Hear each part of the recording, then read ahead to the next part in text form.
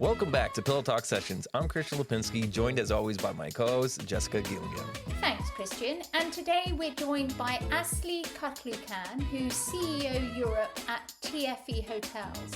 Her global career spans extended stay, co-living and hospitality innovation. This has given her a deep understanding of how hotels and residential living are converging. We'll be exploring TFE's casual living strategy, the evolution of the Adina and Moment brands, and how adaptive reuse, technology, and shifting guest expectations are shaping the next generation of flexible, service-driven living. Asli, thank you so much for joining us on the Pillow Talk Sessions podcast. I'm really looking forward to sort of delving deeper with you on some of the things that you've got to say about hospitality and some of the really cool things that you're doing as well. So before we sort of get into the conversation, really love it if you could introduce both yourself and TFE Hotels to our audience, please. Absolutely, and thank you, Jessica and Christian. As I'm very delighted to be joining to your podcast. I did listen quite a few of your episodes over the years, and it's just very nice and very thought intriguing. So, I'm Asli, and I started my hospitality career early 1990s, and my family hotel. So it's hospitality and hotels been in my blood, and that's what I've been doing since that day. My career has taken me across from Turkey to America to UK, Africa, Europe, all around the world, which I'm very grateful. My career has spanned and started, of course, with resort hotels and moved into luxury country house hotels segment, and followed by, before Europe can spell extended stay, I joined very early days of Fraser's Hospitality on an extended stay. And then since then, I just sort of did a bit of both of everything. And in my previous role, I grow a company both from an extended stay and full service perspective across Europe. And yes, now I've been part of the TFE family as their Europe CEO since January 24. And what we are predominantly focusing here in Europe is that sort of the living sector, if I may call it. So the Adina brand family as well as the Moment brand are our key focus here in Europe, casual living segment. However, in Australia, where we come from, we apart from these casual living brands such as the Adinas, we have many other brands that are a bit more tailored towards the transient hotels, luxury heritage hotels. So, and today in Europe, we're proud to say we have 22 hotels currently across 4 countries, and looking forward to growing to many more hotels in the coming years, both with our Adina as well as our Moment brand families. Oh, brilliant, Asli. And firstly, you've got it's such a really deep experience in hospitality, everything from the hotels to the extended stay and now moving into living. And we'll talk a little bit later of what you're doing with the Moment brand as well, which really is very unique. But firstly, your TFE is an Australian company that is also now in Europe and of course across Asia as well. But firstly, you talked a little bit there about the casual living and what is casual living and hotel living? Like what is it that you're doing there with the A by Adina brand? Sure. I mean, casual living is the sort of the terminology we use internally for everything we have in our hotel brand family. Let's call it a hotel at the end of the day, because you can stay there for one night on all of them. However, of course, these are hotels with additional services, especially within the room, with additional amenities, where you almost feels like home-like comfort in a hotel-like reliability, right? So that's sort of what we are providing in our Adina brand family. A by Adina especially, it's our sort of the newest brand in the Adina brand family, which is our sort of relaxed luxury, where you find very high-end amenities within the hotel and the rooms, But you can choose to be there 1 or 2 nights alone or with your family, or you can choose that's your pied-à-terre every time you come to that city Monday to Friday, because you're leading a company but living on the countryside, or you're relocating a location where you will feel comfortable enough to live there for extended period of time, whilst you have the home-like amenities but the hotel's great service. So that's sort of in a nutshell what I can describe them to be, the segmentation. Oh, it's super interesting. I think that's a good segue into our first topic that we're discussing today, is this idea of hotelization of residential real estate. Your career, as you mentioned, has extended, span across extended stay, co-living, service apartments. How do you see this hotelization of residential spaces, reshaping, the guest expectation, but also the operational models, especially over the next decade? That's a great question. Before I allude perhaps how I see it's developing, if I may allude to what happened in the last decade and what is sort of dictating the future of that blurring lines between residential and hotels and everything in between. Most of our youth, when we went to university, we all end up sharing some very questionable accommodation in a shared houses, in Victorian houses, or with 10 other people. And for us, that was what we learned. The student accommodation in certain universities, of course, had their dormitories, but that was it pretty much. Now, over the last 10, 15 years, what we have seen is the immense growth on branded student accommodation. Right? So every country you go these days is literally this very, very fancy sort of branded student livings, 12 or 15 square meters. Some has their own kitchen, some has their share. But what happened is that this has affected that new generation coming into the workforce to, first of all, get used to having hotel-like services, if I may say, right? So they sort of came out from their parents' house, where most of them being very well looked after, and then go straight into this accommodation type. Whilst this is happening, of course, it comes Airbnb, which completely sort of changed the mindset of the consumers, that there are so many different alternative accommodations. And then on the back of it, then we start having this co-living. So what happened is that we have a whole new generation already in their mid-30s that started their life after their home to be on a branded student accommodation, followed by some Airbnb on their travels, then followed by on their first role in an internship in a different city, some form of a co-living, right? So this is where for the whole mindset actually starts shifting. Now, extended stay hotels were always there, quite big in US and quite big in Asia and Australia, even much longer than Europe. Today, I think Australia is around 20% of the hotel inventory is extended stay hotels, and similar stats both for Asia and Americas. But in Europe, it's still around 5%, just to put that into context as well. So we're catching up, but surely with the new generation that have much different expectations from their life they're going to spend from university until retirement, they are looking to find a solution that where they can actually be, first of all, get great service, some form of a great service, all right? They don't probably want to deal of cleaning perhaps, or they don't want to deal with council tax or the how to get the internet and dealing with those things. And they also choose the flexibility to say, okay, well, 3 months here, I'm going to pack my bag and go somewhere else. That's what I want to do. Now, if you had a house and an apartment, that's a bit more difficult. So where we're coming from is that sort of those are, I believe, the key pattern shift changes started.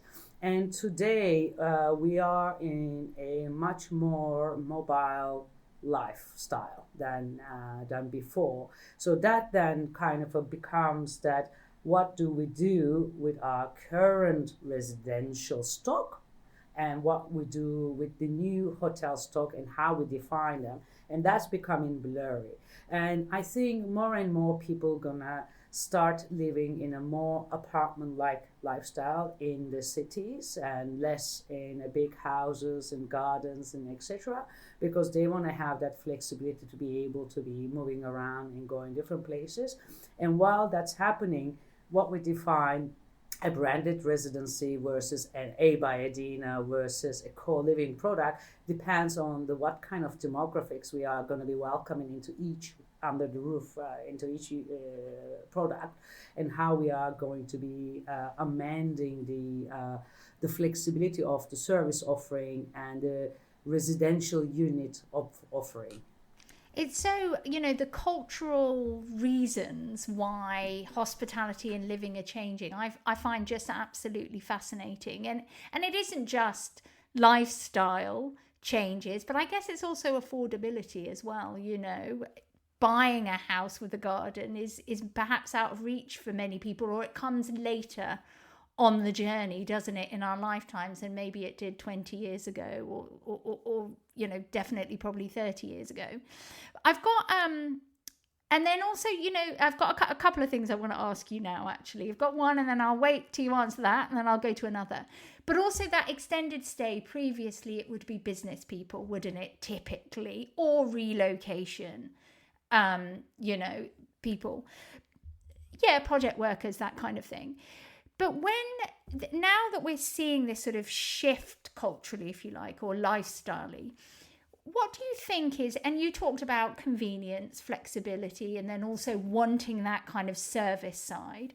What do you think is most important for the next generation, or as we move forward in what we're offering as a hospitality offering? Out of those, what do you think is probably the core that everyone is really looking for?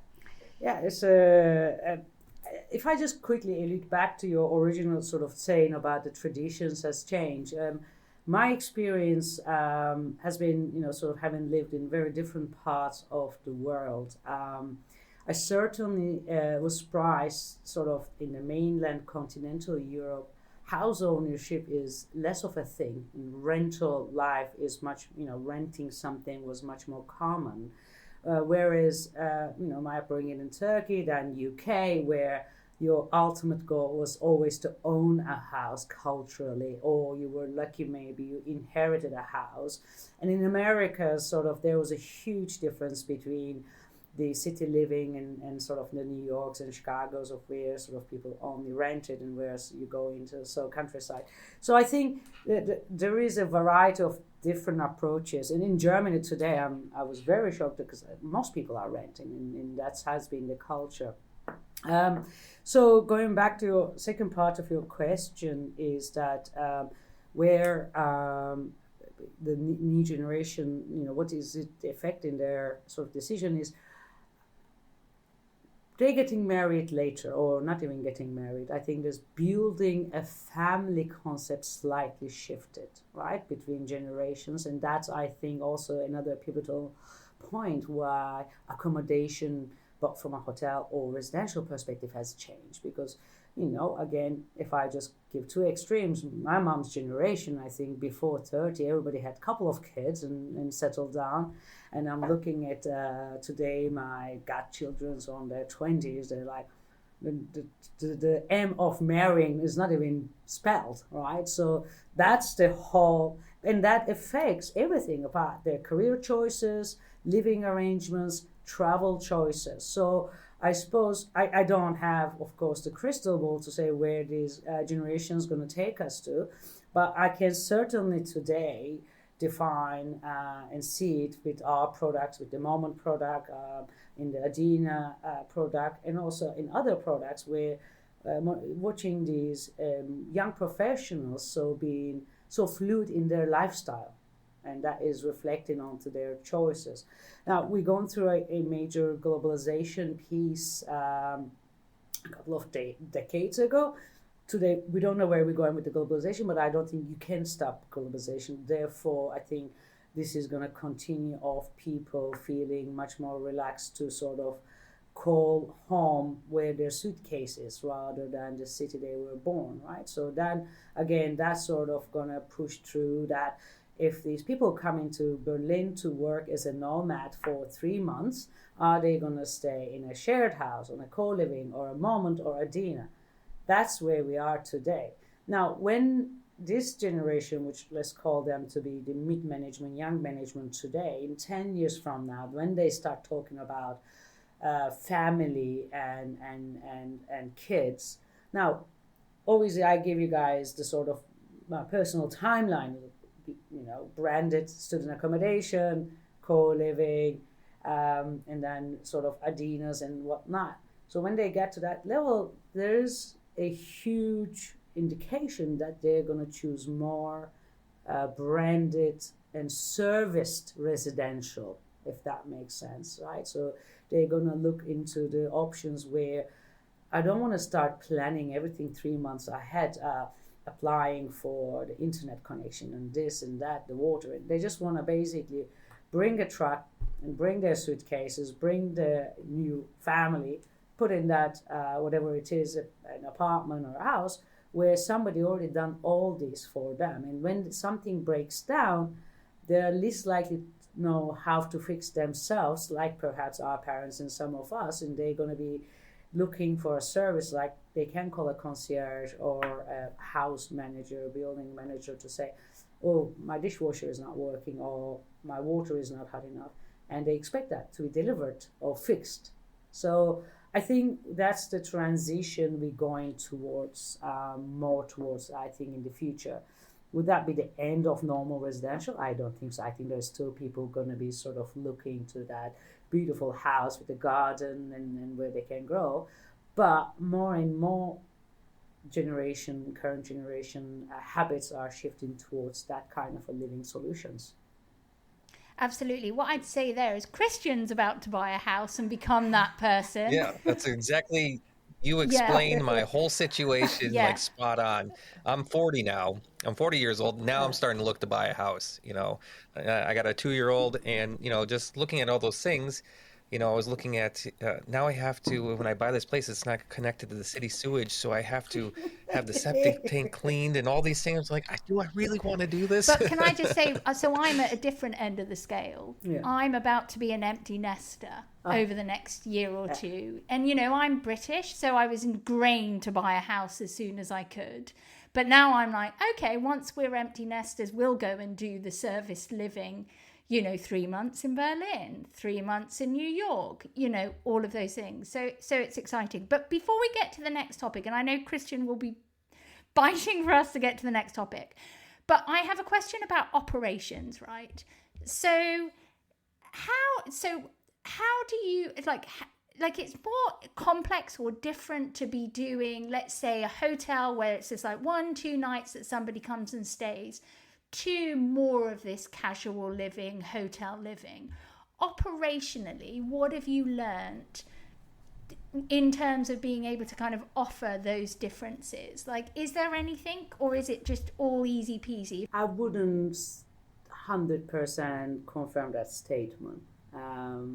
I think how the guest is increasingly expect sort of consistency and home-like feeling in their temporary accommodation, let's call it. So it can be the service apartment or co-living. The service expectations also change. They're not looking to find someone dressed like they're soldiers with 3-piece suit and sort of, yes ma'am, yes sir. I think that's what sort of originally all hoteliers been trained to provide, which is can come across less home-like, less family-like. I think, therefore, we sort of move towards more friend-like service, if that makes sense, somewhere we care about your service, because that's, if you're there 1 or 2 nights, you're not going to build a relationship either. So if that person is just a bit rigid and the sort of just kind of a bit more like an administrative person behind what I call a rejection desk, because it's just so high and massive things behind, they're not looking to build a knowledge. But if you're just there for more than 2 nights, even if it's 4 nights or 5 nights or 2 weeks, then your mindset and your expectation shifts. I mean, the best way to explain this, perhaps, in this everybody, most Brits and most people in Europe goes to holiday for a week or 2 weeks in Spanish coast resorts or Turkish coast or Greek coast, where you go to these hotels where they choose more relaxed service because they know they build that rapport, they build that service. So that's just basically bringing into the city. So they're looking for a bit more friendly service, someone who can understand them. Perhaps one interesting point I can give you. Now, we brought the Moment brand with fully tech enabled, right? So literally fully tech enabled. And our lab hotel has been able to run with no human, let's call it, if we want to. So we tested that tech is working. Now, our ambition here wasn't to open hotels or sort of the extended stay or casual living hotels so that we can run them without people. We want to open these hotels with fully tech enabled to actually have a bit of a different type of people within the building to welcome you. Now, first of all, hospitality has had a big loss of workforce over the COVID and etc. And secondly, because what I just alluded to, people are looking for something different. If I can stop having to employ people that has the super administrative skills to be on a reception because they need to be able to understand all that complex interfaces and constantly do the things on the computer, on the PMS, give you a piece of paper to sign and then file that and this and that. If I can just remove that means I can hire anyone who has a care for people. So with the Moment, I'm seeing that we are going to be designing an hospitality stage, a theater, right? So in every city we're going to open these Moments. I want people to already come in, checked in and done and dusted, no administrative. They're just going to welcome. And they're going to be greeted by people with lots of sort of care and intention to understand their purpose and how can they help you. So we're going to be able to now look into hiring people from performing arts or from care homes because I don't need them to have that the hotel experience. So just kind of saying, why are we doing this? Because that's the expectation. People want to speak to people they feel they can connect. And my job as a CEO, bringing these new brands, opening these new hotels, is that hire the people who can give that what we really call genuine care and what we really call community feel. And the community feel is just this hip word everybody uses or connecting with. No, community connection starts first within that building by the people who are serving you. And that then brings the rest of the community and the neighborhood. So that's sort of where we're trying to take, and we will be taking the service ethos and then the mindset of the people who are providing the service. I think this is a really good opportunity for you to just give us for those who haven't heard of the Moment brand, and for our listeners, it looks like MMNT, and we did previously do a podcast with Philippa Wagner from People Places Spaces who talked about it, but actually an overview of what it is, because it is really cool what you're doing there, and it's really unusual what you're doing with the Moment brand. I mean, Moment is an incredible solution to a couple of the big problems we're facing today in our lives in the cities.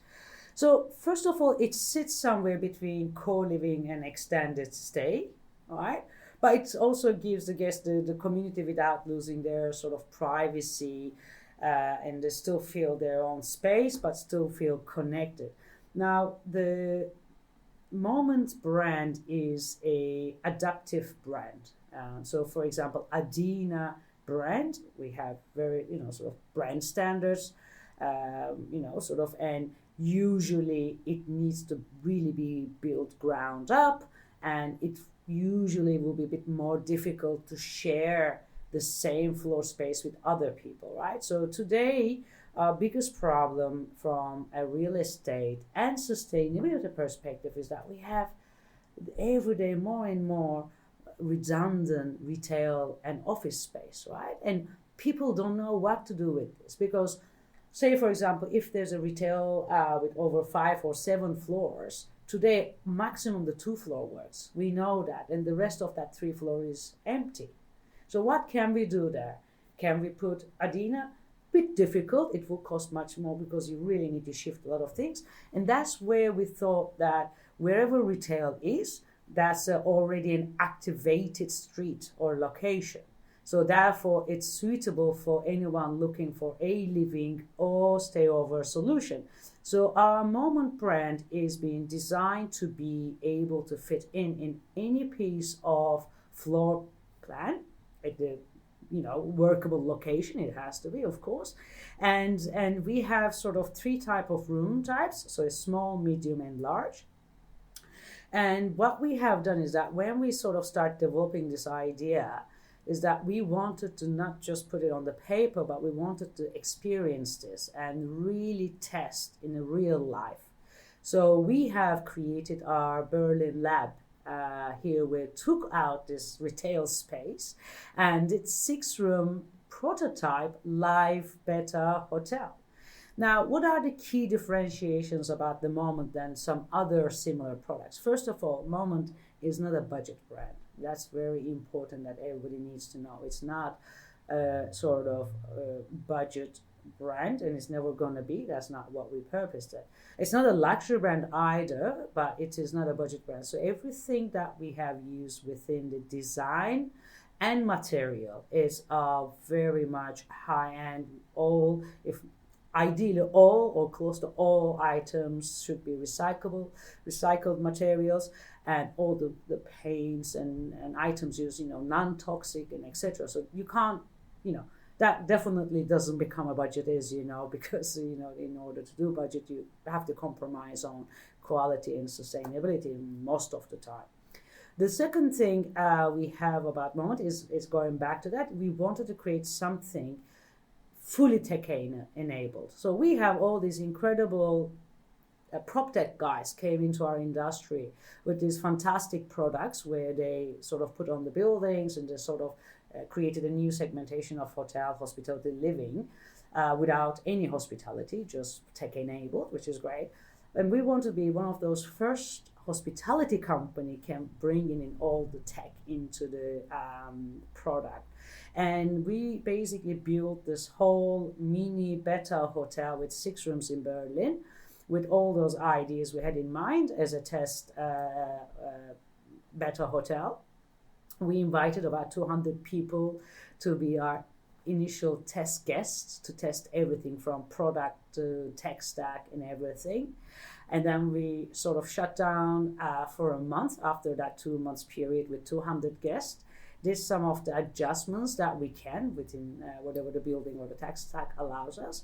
And then sort of last year, July, we reopened to public that the public can book directly from our website and social media or Airbnb only. Why? Because we all know that Airbnb guest is the most tech adaptive guest. They never had this expectation to go somewhere that is going to be traditional, welcomed by someone and this and that. They know that they just knowing that they become an Airbnb guest, right? So, and we've been selling that products through the Airbnb in our own social media in our website. And so far, we've been monitoring all those feedbacks as well as our initial guests. So whenever we can, we made some tweaks in here, there on the design, on the concept, or on the tech stack. And we are now on the verge of hopefully signing our first real Moment brands. And the first, hopefully, one, I don't want to jinx it, and I'm sure Matthias, my head of development, will kick me if he hears that, but looks like we're signing it in Hamburg.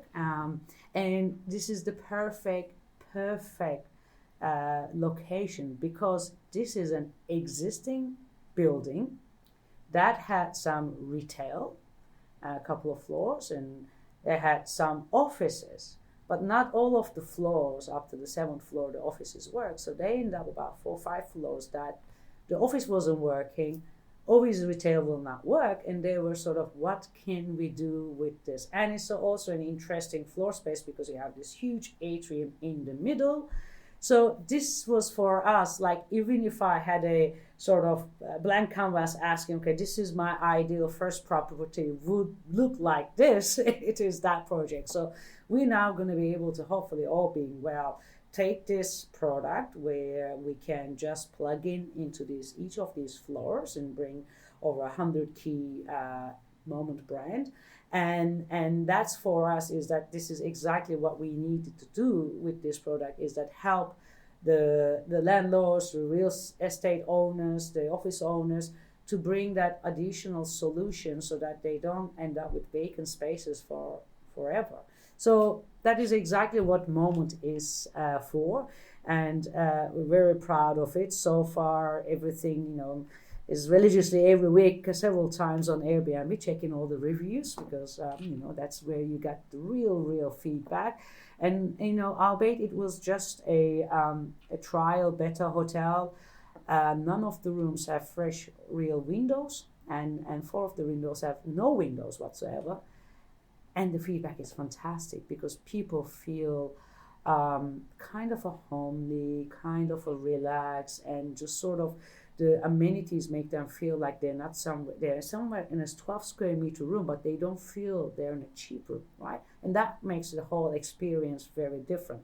Now, that small rooms we build, very small, 12 square meter, but very beautifully decorated in a compact way, they're all gonna have their sort of shared kitchen space, apart from the main sort of the lobby or lounge bit, where they can, of course, during their stay, utilize the kitchen, kitchenette, coffee, whatever they want to do there. So that almost becomes somewhere, as I say, hotel, or is it co-living, or somewhere in between. And I see these, young people, say, for example, leaving their halls of residence, the branded service, branded student accommodation, getting their first job with Google or whatever the international company, they're going to do a 6-month or a year internship. They're not going to be able to find the right apartment or afford a nice place. So this will be their solution, for example. On the other hand, our large suites that can sleep up to 4, we had a lot of families testing, and now we're reading all the reviews. They loving it, the sort of the flow of the room, the kids, the parents, the kitchen in the in the room, and they just basically became a super happy guests that are staying here over a long weekend, because it's easier for them to have that room with 2 kids than having 2 interconnected rooms in a hotel where they only depending on an outside restaurant or bar during the night if their kids wants to have something, or early morning. So yeah, this is for us one of the most exciting journey we've been through so far, and having this product now being able to roll out in Europe and Australia and hopefully one day maybe Americas, that's really excite us. No, that's very cool, and it's definitely a place I have to book next time I'm through. Between you and Philippa, and seeing what's on the site. I want to talk a little bit deeper on this, because you mentioned it briefly in your last answer. Your strategy with TFE Hotels is emphasizing this transforming underutilized buildings into this mixed-use spaces. For an operator, what are the keys to making these adaptive reuse both financially viable and operation compelling for this long stay or co-living audience? The operational real estate operators, and I will call ourselves as hotel operators, the office operators and retail operators, I don't think any of us have any issues with making these spaces work. We first need a fundamental mind shift change in the cities and local authorities first. Because that is actually the only reason perhaps we have so many empty spaces across every city you can think of, across many of the European cities, is because the adaptive use and conversion for us, any of us, and collaborate together as the operational real estate operators. And again, that's the retail, that's the office, that's the hotelier or extended stay. We can work. It works. Our biggest first change is to sort of reduce that amount of underutilized spaces that we really need the local authorities and local governments to actually start appreciating this change as well, because zoning is just killing everybody at this stage, and that's one thing. On the other hand, of course, going back to your question, assuming that all being well and we have the zoning approved for that building to be both commercial as well as sort of residential / hotel, we obviously need to first look at the guest journey for all of them, right? That's the most important one. And we have to, everybody has a slightly different journey. So the retail and office behaviors will be more alike in terms of hours of operating and heavy footfall, whereas with the hotel or residential, it slightly will be the opposite side. So what we need to figure out wherever we're putting these products, let's say our moment product, we have to make sure that the integrity of the building, the guest journey from arrival experience all the way to their, sort of room is not sort of cannibalized by the other usages either. And likewise to the office user as well as the retail user, right? So we have to figure out that do we have enough lifts to serve in the peak times? Are they fast enough? Is the staircases and so on and so forth are suitable? If you can get the guest journey right for all of these different usage types, that's already a fantastic starting point. Then inside the building is obviously what you do in each of your, respective areas is going to be down to you. But I suppose, let's say, if I had an opportunity to put a 5-star conversion product on the upper floors and what I have in the retail or in the office, probably it's going to be a matter. And we just have to be, respectful to those expectations. But in a bigger picture of things, I think as long as you can dedicate a nice first impression where the guest arrival journey, the right, arrival and signage and whatnot, then I think what you can do in above floors and in respective parts, it shouldn't be too difficult. And that sort of one of our first thing that we spend the most time on that project of really looking to sign is what is the guest journey feels like during the day and at night, because that's two important things. So, but apart from that, to make these buildings sort of cohabitate by these different segments, it is really viable. We've seen it in many different examples, and I think there's going to be a huge game changer going forward. Should especially the sort of be able to get zoning for. In the UK, that will be commercial and C1, or in Berlin, it will be commercial versus residential. Can we dig, Asli, a little bit into technology with you? So one of the themes that we talk about on this podcast is around how technology is enabling service, or how it's enabling operations but also service.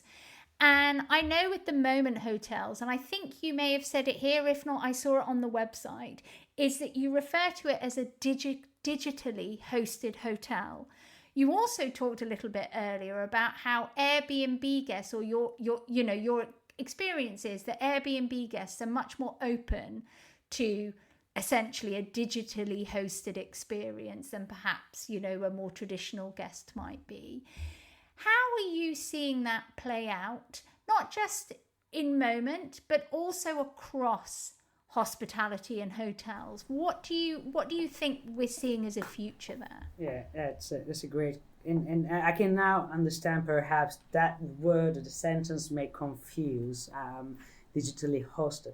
So from sort of, let's say, the TFE perspective and from our perspective, tech should not replace hospitality. That's starting point. It should free wonderful humans that works with us to deliver the moments that matter to them. Right? So that's the key thing. I alluded earlier on as well. Being a hotelier since 1990s, wherever I worked, this whole rejection desk full of computers and machines I always been allergic. It's just because it's really the tech and the layout didn't allow you to have that more personal connection with your guest coming onto it. So what we are sort of achieved with our tech stack today in Moment, which is a version of that we're now rolling out for the rest of our Adinas and every single other brand we have globally, is that we're allowing the guests to do what they've been doing for the last 2 decades with airlines to do with us.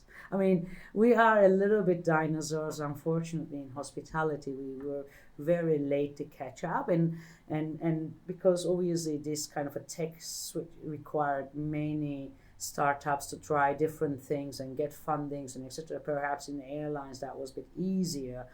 But we are now finding that we have fantastic products out there, fantastic middlewares that you can utilize to sort of connect. And everything comes first of all open APIs, right? So everything is now can be connected, and that starts from the connection to your guests before their arrival and throughout their stay and post, right, departure. So for us is first of all to be able to get all that unnecessary barriers between us and the guests to be done and dusted with their mobile phones, because that's literally everybody is going to sleep with their mobile phones, they wake up with their mobile phones, they go to a train with their mobile phones, they go to an airplane with their mobile phones. So why can't they just do that where everything is checked in and they got everything before they arrive?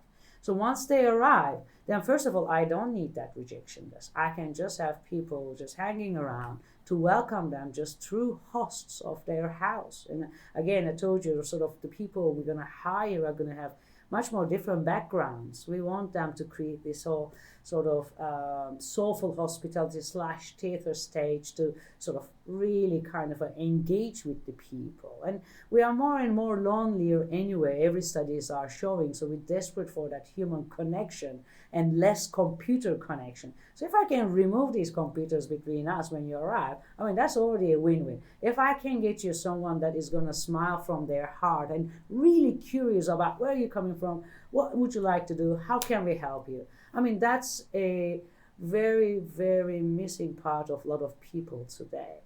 So with technology-enabled hospitality is that I'm releasing and freeing my people to welcome these wonderful guests that are going to walk through our doors and just be able to be welcome. Now, I'm a business traveler.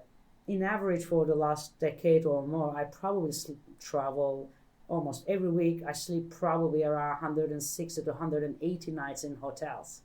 And I'm usually a one-night hotel stay. Now, for me, tech is greatly important because I'm flew to a city, been on the meetings all day, knackered. All I want to do is just go to my room and have a nice shower and relax. And I'm perhaps a bit tired to talking to people because that's what my job is. So tech-enabled hospitality also allows me to be that person that just basically I'm in and out one night. All I want is just kind of quickly go and relax, and I can do that as well. So this is the purpose of TFE investing quite a few millions to be able to develop what we call the GXP, Guest Experience Platform. It's not just a guest-facing platform, that's also an employee platform to help them also to do their jobs much more proactively and with much more user-friendly interfaces and with much faster than what the old legend systems are today forcing us to do. So that's the tech-enabled for us. The employees have less admin work for them on the computers or the softwares and tools we use. And then the guest has basically less interaction with the computer when they arrive or paperwork that's just being removed from the middle, basically. And I got one more question for you on the tech side. As you mentioned that there's a lot of opportunity to put people back in hospitality and, smiling and saying welcome and actually enjoying their jobs, not punching a computer away. But the last question I have on that is, how do you balance the speed of innovation, with the risk of, disrupting operational continuity? Because there could be some speed bumps along the way. So I'm wondering, how do you balance those two things? Christian, that's a great question because we're just rolling out this year the GXP across our portfolio. We're going to start rolling out here in November in Europe, and that's going to be rolled out across all. Once we sort of have everything down and we agreed as the exec teams earlier this year, I send a note to our digital team and the tech teams, all these genius people who are behind us, saying, all right, guys, so now we have the approval to roll this out from November. Can we start having our meetings on what GXP 2.0 looks like? Because by the time we roll this out, we are already behind tech stack on what the world is offering. So I think that's one side of looking at it. Now, your question is more about the people who are going to be adopting using this. And look, I'm fairly comfortable to say that where I say the guest interface is the important part, same equally importantly, we focused on the employee interface side, right? And there we invested a lot of time to make it user-friendly, no nonsense, and much speed to sort of learn and adopt. And given that majority of our, so let's say, in first line guest services, ambassadors, the teams, the guests, the employees, associates, majority of them are probably between 25 to 35 years old. So that's a generation that was born actually with an iPad, not like us. So I think they are quite forward looking. They are quite looking forward to actually having this. I can tell you they already are all being informed, and they've been eager to have something like this even before the ancient ones in the company that are, half a century old trying to roll this out. We collaborated with everyone. We had test drives in different countries with different products and different teams, and the feedback we got is that we've been waiting for this. So I think operationally, the team members certainly not going to have any issue. I think we will probably have, of course, natural some adaptation period, both for the guests and for us. And of course, we're going to make some mistakes and things going to not work and going to work. But that will be very sort of, short period of time, just very quickly can be adjusted. Very much seeing this, that's going to be one of the fastest things they're going to adopt and utilize. That sounds really exciting. And then, and your point being, making sure that the team comes along on the journey of transformation is so important. Asli, before we kind of end, I'd love to, firstly, I really, really, really want you to come and talk at our tech-enabled hospitality event next year. I would love to have you on the stage talking a little deeper about this because, I think you've got so much good stuff to say and so much to kind of add to conversations. But before we sort of say goodbye to you, because we're kind of coming up to the end of the podcast, what's in the, you kind of hinted a little bit at Hamburg, but anything else that might be coming up for you at TFE Hotels? Yes, we in the last 1.5 years we really focused not just the tech and the new brand, but growing our footprint and portfolio here in Europe. So we finally have our UK hotels, and we are opening them in November, one in Cambridge and one in Glasgow. That will be the first time TFE entering into UK, and we are super, super excited about it. On the back of opening our first A by Adina in Vienna, we just signed, and it's on the news, our second A by Adina for Europe, which is going to be in Berlin. And yes, and on the back of that, we have a very strong pipeline that our fantastic development team is negotiating with the Moment brand across both Europe and the UK, as well as Australia. So too early to say, but those are sort of, I think, in the next, before the end of the year, hopefully we will have a bit more news to push through and give you a bit more news about the Moment brand. But Adina brand is on a roll, so we've been growing very fast. Yeah, that's all we're looking forward to, just keep growing with the right people in the right places, and that's what makes me happy. That's brilliant. And, we wish you a lot of luck. And then also, as Jessica said, absolute pleasure to have you on the show today, Asli. Thank you, guys. It's absolutely a pleasure talking to you guys. And looking forward to continue these discussions next year, maybe at the your conference. Brilliant. Thank you, Asli. Right. And that wraps it up for today's episode of Pillow Talk Sessions. Thank you so much for joining us. And to stay connected and never miss a conversation, head over to pillowtalksessions.com to subscribe. You can also follow us on LinkedIn for more insights and interviews with leaders shaping the future of hospitality, multifamily living, and community-driven spaces. Pillow Talk Sessions is brought to you by Abode Worldwide, the strategic public relations agency for tech brands and tech-enabled operators, transforming the way we work, play, and stay. Abode Worldwide creates category leaders and builds brand value across hospitality and modern rental living. Thanks again for tuning in, and we'll see you next time on Pillow Talk Sessions.